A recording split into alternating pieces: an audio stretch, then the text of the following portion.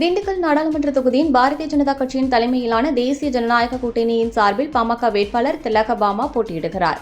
திலகபாமா இன்று பழனி தொகுதிகளில் வாக்கு சேகரிப்பில் ஈடுபட்டார். இதன் ஒரு பகுதியாக தொப்பம்பட்டி ஊராட்சியில் வாக்கு சேகரிப்பில் ஈடுபட்ட போது அவர் தமிழில் குழந்தைகளுக்கு பெயர் வைக்க வேண்டும் என்று விழிப்புணர்வு ஏற்படுத்திய காலம் போய் தற்போது சரக்கு பாட்டிலுக்கு வீரன் என்று தமிழில் பெயர் வைக்கும் நிலைக்கு வந்துள்ளதுதான் திமுகவின் சாதனை என்று விமர்சனம் செய்தார். மேலும் அண்ணாமலை IPS என்று பெருமையாக சொல்லலாம், ஆனால் பழனி தொகுதியில் உள்ள ஒருவர் IPS என்ற வார்த்தையை கேவலப்படுத்தியுள்ளார் என பழனி சட்டமன்ற உறுப்பினர் IP செந்தில்குமாரை கடுமையாக சாடினார்.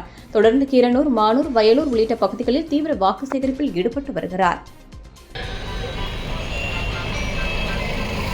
வருகின்ற நாடாளுமன்ற தேர்தல் இந்த நாட்டின் வளர்ச்சியை முன்னெடுத்து சந்திக்கின்ற இந்த தேர்தல் ஒரு குடும்பத்தின் வளர்ச்சியா, பாரத தேசத்தின் வளர்ச்சியா?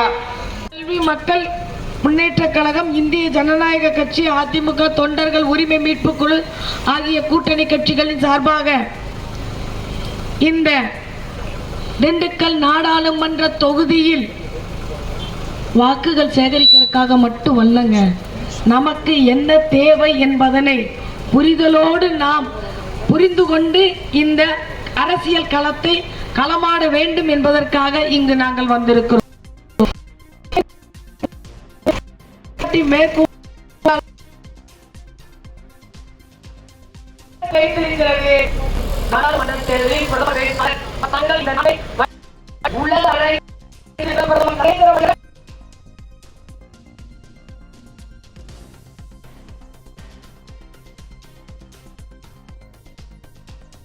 அவசியம் இல்லை. யார் வீட்டு காசையும் நாங்க கேட்டாங்கல்ல, உங்க அப்பா வீட்டு காசானு, உங்க அப்பா வீட்டு காசை வாங்கி நாங்க ஒண்ணு தோணல.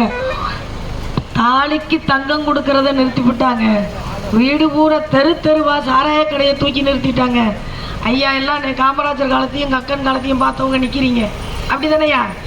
இன்னைக்கு அதையெல்லாம் அப்படியான ஒரு அரசியல் வருமானு கேள்வி கேட்டுட்டு இருக்க நேரத்தில் சரியான திட்டங்களை கொண்டு வந்தால் போதும், ஊழலற்ற அரசியலை கொண்டு வர முடியும். ஊழல்வாதிகளை எல்லாம் போடுவதற்கு நாங்கள் தயாராக இருக்கிறோம். அமைச்சர் சம்பளம் வாங்கி இருந்தாரு.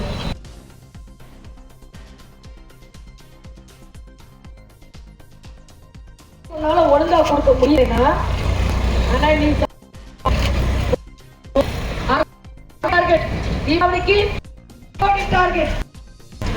நம்மளுக்கு திட்டம் 11 ஃபேக்டரி அவங்க வச்சிருக்காங்க.